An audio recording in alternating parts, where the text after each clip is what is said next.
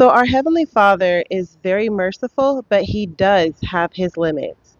So, let's talk about when Abraham and Yahweh were talking about the destruction of Sodom and Gomorrah, mostly Sodom.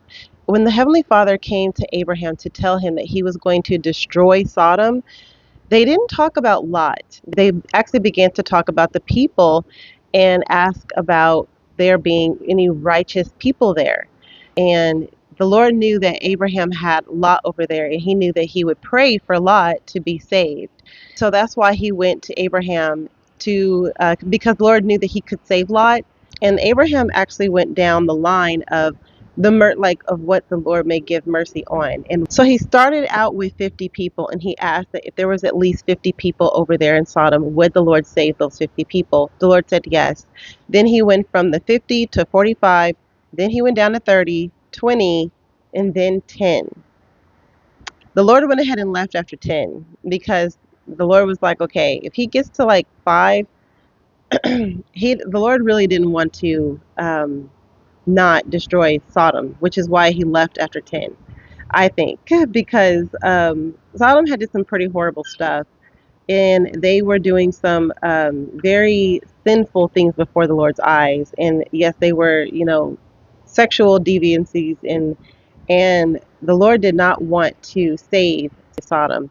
And so what happened was that the Lord had went to Abraham to receive a prayer. Like what was Abraham going to pray for Sodom and Gomorrah? And he did pray for the people. He asked about righteous people, I know that privately he went in his tent and prayed for Lot and his family specifically.